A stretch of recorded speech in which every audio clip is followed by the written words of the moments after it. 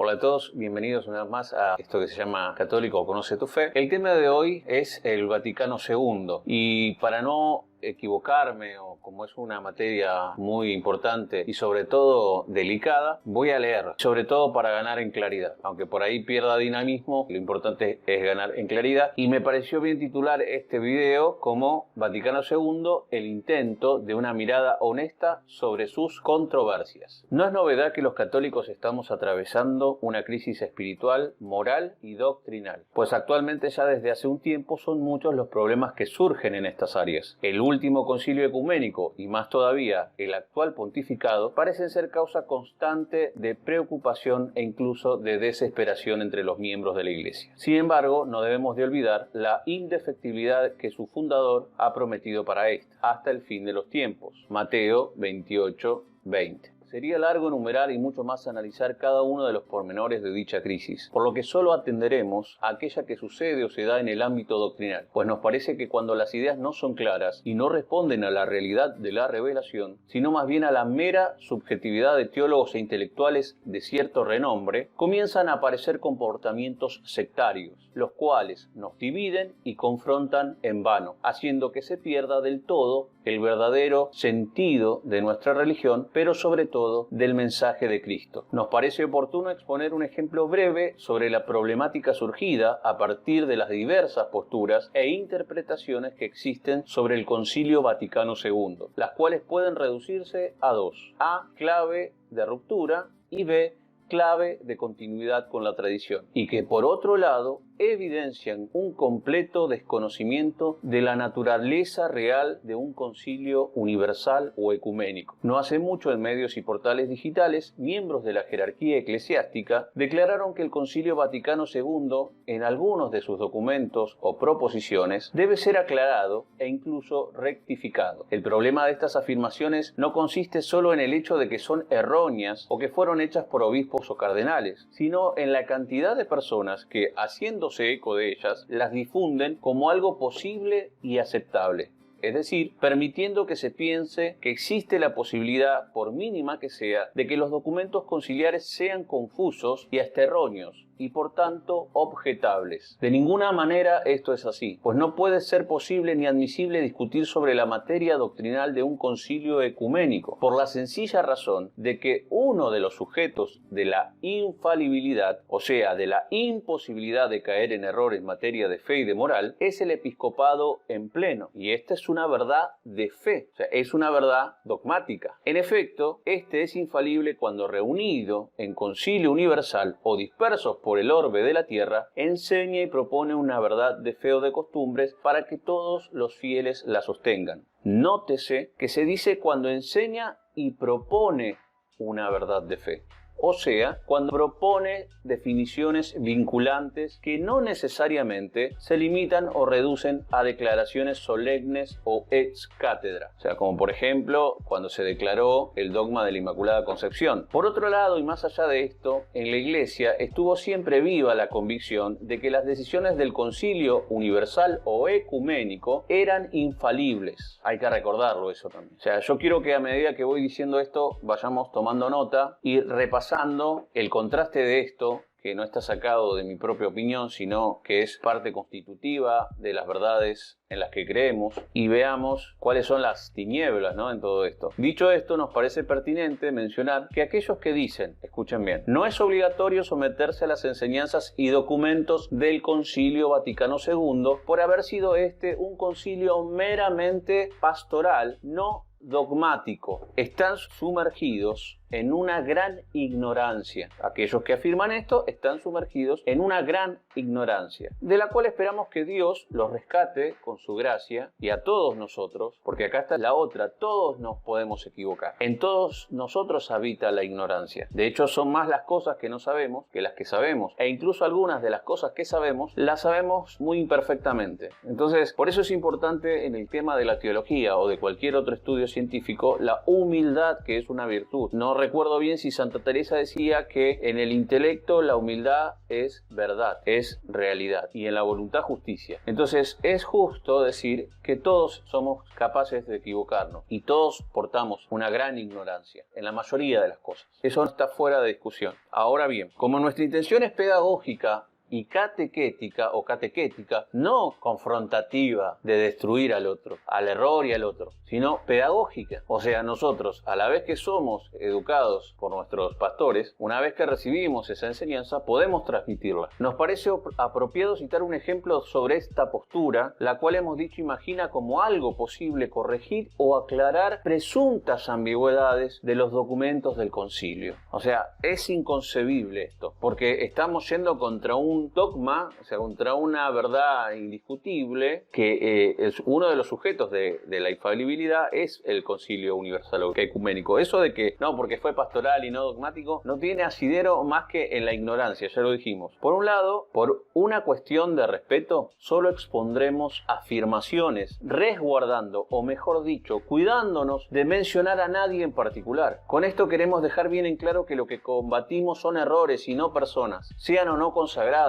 O como digo siempre, las personas se respetan sus ideas, si son equivocadas, no. La persona de nuestro ejemplo, en una entrevista que dejaremos debajo en la descripción su enlace, dice lo siguiente: pienso que sería muy sano que el magisterio diera clarificaciones sobre la correcta manera de interpretar la colegialidad y la manera de ejercerla. Otro ejemplo dice, en Lumen Gentium, el número 16, hay una expresión que en mi opinión necesita una explicación. Dice que nosotros, los católicos, junto con los musulmanes, adoramos al único Dios. Debe ser aclarado, porque son dos niveles sustanciales diferentes. Sustanciales, porque nosotros, los católicos, adoramos a Dios siempre como una Trinidad, Dios Padre, Dios Hijo y Espíritu Santo. Nuestra adoración es una adoración de fe sobrenatural. Para adorar a Dios como creador o como solo un Dios no se necesita de la fe, es suficiente usar la razón. Esto es un dogma del Concilio Vaticano I, que cada persona humana es capaz por su sola razón, por la sola luz de la razón natural, sin necesidad de la luz de la fe, para reconocer la existencia de un solo Dios como creador y consecuentemente adorarlo de acuerdo a su conocimiento de la razón natural, y esto son los musulmanes. Incluso los judíos rechazan a Jesús como Dios, como Trinidad. Lo rechazaron. Ellos no tienen fe y por tanto adoran naturalmente, no sobrenaturalmente. Fin de la cita. Antes de decir algo sobre estas afirmaciones, queremos presentar completo el número que esta persona cita, pues consideramos que esto solo será suficiente para mostrar que su pedido es absolutamente innecesario. El número 16 de la Lumen Gentium dice: por último, quienes todavía no recibieron el Evangelio se ordenan al pueblo de Dios de diversas maneras. En primer lugar, aquel pueblo que recibió los testamentos y las promesas y del que Cristo nació según la carne. Por causa de los padres, es un pueblo amadísimo en razón de la elección,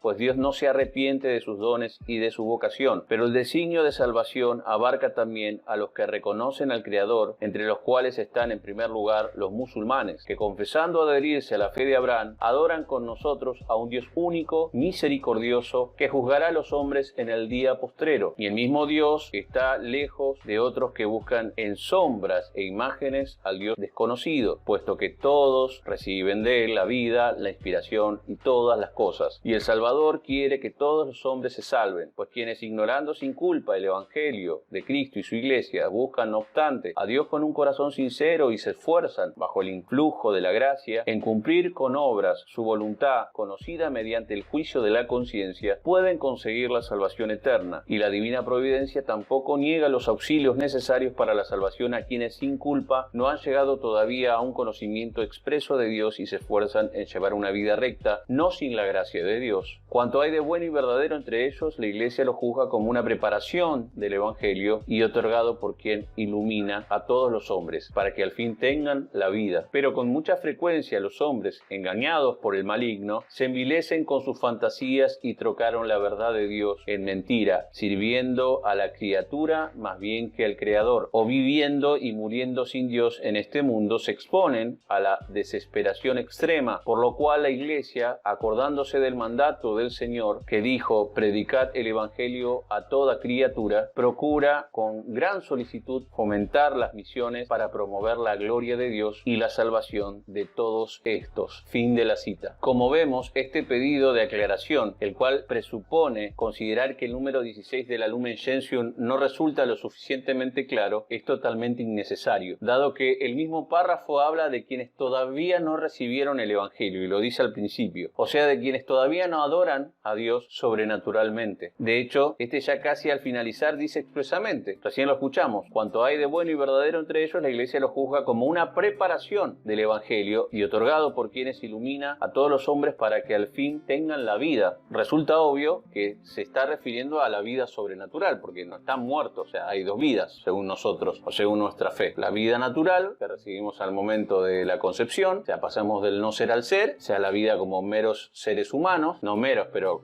solo como seres humanos, y después la vida sobrenatural que recibimos en el bautismo, el día del bautismo. ¿Esto qué nos muestra? ¿Qué nos dice? Lo dejo como pregunta. En mi opinión, creo que mucho, pues no se trata de una equivocación en una materia harto compleja. Al contrario, es una falla en algo totalmente simple, elemental. Basta leer el párrafo completo para comprender con claridad lo que se está diciendo. Y estamos hablando de una persona que aparentemente es tenida como docta, y no decimos que no lo sea, pero nosotros nos estamos remitiendo a un hecho que ustedes, cuando ingresen al enlace, si quieren así hacerlo, pueden constatar. O sea, nosotros no estamos acá diciendo algo que no estamos respaldando. Entonces, lo que estamos tratando de hacer es llegar a la verdad de todo esto. Otra cosa que queremos decir es lo siguiente: si bien es cierto que adorar a Dios, por un lado, o sea, como un Dios único y creador, y por el otro como Trinidad, son dos niveles sustanciales diferentes, no obstante, ambos niveles guardan una relación estrechísima, o mejor dicho, intimísima, a tal punto que esto es así, que el mismo Santo Tomás afirma que la existencia de Dios y otras verdades que de él pueden ser conocidas por la sola luz de la razón, tal como dice el apóstol en Romanos 1:19, recomiendo que lean Romanos 1:19, no son artículos de fe, sino preámbulos o prolegómenos a tales artículos, dado que, fíjense lo que dice Santo Tomás, la fe supone el conocimiento natural, como la gracia presupone la naturaleza y la perfección lo perfectible. Con todo, nada impide que lo que en sí mismo es demostrable y comprensible sea tenido como creíble porque no ha llegado a comprender la demostración. O sea, si bien uno no puede llegar, porque el conocimiento natural de Dios es un poco complejo, de hecho el hombre o los seres humanos lo han practicado progresivamente y no sin fallas, para ahorrar camino se puede transmitir mediante la fe, se puede creer antes de comprender. El mismo Santo Tomás dice incluso que es mejor entender que creer. También otra cosa, no son opuestos, son distintos, son diferentes, son dos niveles, pero están relacionados. Estas son las cosas que a nosotros nos plantean un desafío, ¿no? O sea, que la fe es racional, nuestra fe debe ser comprendida, meditada, profundizada y sobre todo complementada con una vida de oración, de esfuerzo por adquirir las virtudes, como dice el Papa Francisco, una teología de rodillas, procurando siempre mantener la humildad, la ortodoxia y la ortopraxis. Por eso quiero terminar leyéndoles algo que dijo San Juan Pablo II a este respecto sobre la ortodoxia y la ortopraxis. Es inútil insistir en la ortopraxis en detrimento de la ortodoxia. El cristianismo es inseparablemente la una y la otra. Unas convicciones firmes y reflexivas llevan a una acción valiente y segura. El esfuerzo por educar a los fieles a vivir hoy como discípulos de Cristo reclama y facilita el descubrimiento más profundo del misterio de Cristo en la historia de la salvación. Es asimismo inútil querer abandonar el estudio serio y sistemático del mensaje de Cristo en nombre de una atención metodológica a la experiencia vital. Nadie puede llegar a la verdad íntegra solamente desde una simple experiencia privada, es decir, sin una conveniente exposición del mensaje de Cristo, que es el camino, la verdad y la vida. Esto lo dijo en Exhortación Apostólica Catequesis Tradente. Bueno, eso, ¿no? Y al revés, una doctrina sin una vida encarnada en los valores del Evangelio. Así que bueno, esperemos que esto haya servido. A mí por lo menos me sirvió y espero que ustedes puedan también seguir colaborando en esto que hacemos entre todos, o sea, tratar de disipar la ignorancia y el error en nosotros primero y también en nuestros hermanos, y sobre todo viviéndolo en la práctica, que